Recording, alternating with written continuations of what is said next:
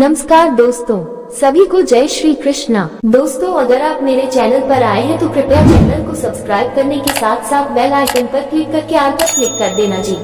मित्रों, मनुष्य जन्म का सबसे गहरा विषय स्वयं की पहचान, मैं कौन हूँ और जीवन का अंतिम उद्देश्य क्या है, इसके बारे में जानेंगे।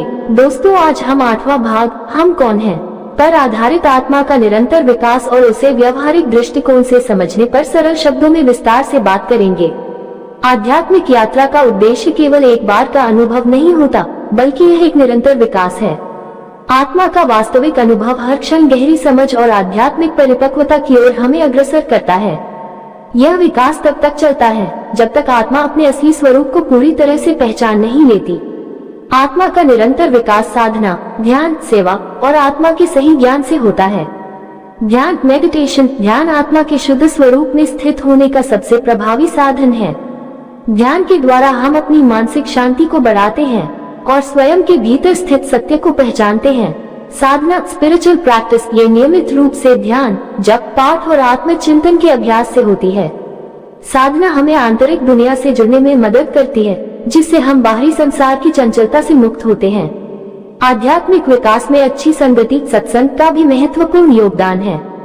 जब हम संतों, ज्ञानी व्यक्तियों और साधकों के साथ समय बिताते हैं तो उनके अनुभव और ज्ञान से हमें प्रेरणा मिलती है।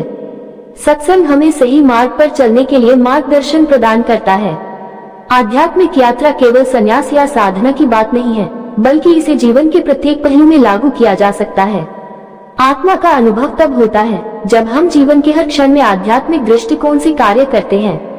आत्मा की अनुभूति के कुछ व्यवहारिक दृष्टिकोण इस प्रकार हैं। संतुलन और धैर्य, हर स्थिति में संतुलन बनाए रखना आत्मा के ज्ञान का हिस्सा है। उदाहरण के लिए, जब हम किसी कष्ट या कठिनाई का सामना करते हैं तो आत्मा में स्थित व्यक्ति दूसरे पहलू को देखता है और जानता है कि यह एक क्षणिक स्थिति है जो स्थायी नहीं है। ऐसे में वह अपने आप को शांत और स्थिर बनाए रखता है। सहयोग और सेवा, आत्मा की अनुभूति हमें सेवा की ओर प्रेरित करती है। जब हम आत्मा में स्थित होते हैं तो हम समाज और दूसरों की भलाई में अपना समय और ऊर्जा लगाते हैं। सेवा से हमें आध्यात्मिक शांति और साक्षात्कार का अनुभव होता है। दया और करुणा, आत्मा का अनुभव हमें ये समझने में मदद करता है कि सभी जीवों में वही चैतन्य है जो हम में है, इसलिए हम दूसरों के साथ करुणा और सहानुभूति से पेश आते हैं। इस दृष्टिकोण से हम आध्यात्मिक उच्चता की ओर बढ़ते हैं। स्वास्थ्य और शुद्धता, आत्मा का अनुभव करने के लिए शरीर और मानसिक शुद्धता भी आवश्यक है। स्वस्थ आहार, नियमित व्यायाम और मानसिक शांति से आत्मा की उच्च स्थिति को प्राप्त किया जा सकता है। ये शुद्धता आत्मा के गहरे अनुभव के लिए मार्ग प्रशस्त करती है। आत्मा के अनुभव से जीवन में स्थिरता और शांति आती है। आत्मा का अनुभव एक ऐसी स्थिति उत्पन्न करता है जिसमें हम आंतरिक शांति और स्थिरता प्राप्त करते हैं। हम जीवन की सच्चाइयों को समझने लगते हैं और आध्यात्मिक दृष्टिकोण से ही उनका सामना करते हैं। आत्मा का अनुभव हमें निरंतर शांति का एहसास कराता है।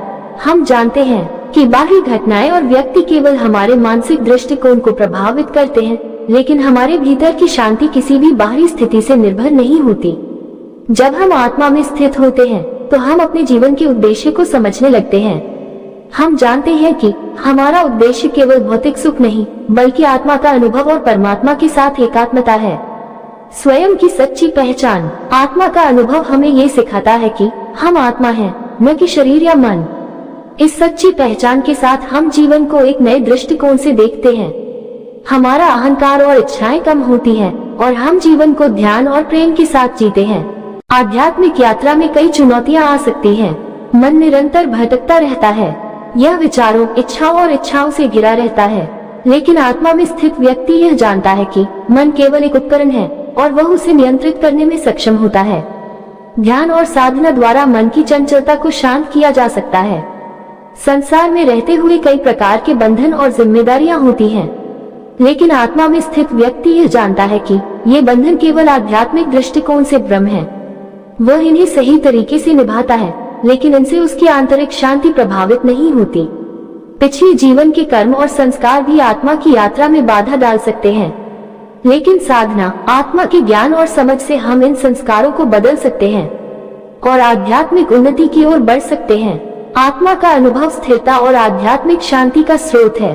यह एक ऐसी यात्रा है जिसमें हम अपने वास्तविक स्वरूप को पहचानते हैं और संसार की अस्थिरता से परे होते हैं। जब आत्मा अपने सच्चे रूप में जागृत होती है तो वो परम सत्य सर्वशक्तिमान चैतन्य से जुड़ जाती है और यही आध्यात्मिक मुक्ति का मार्ग है।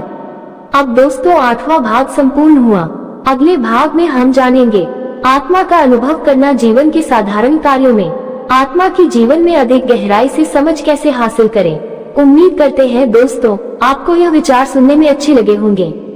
अगर विचार सुनने में अच्छे लगे हैं तो कृपया चैनल को सब्सक्राइब करें। इन्हीं शब्दों के साथ विदा लेते हैं। कल फिर इससे अगला भाग लेकर हाजिर होंगे। तब तक सभी को जय श्री कृष्णा।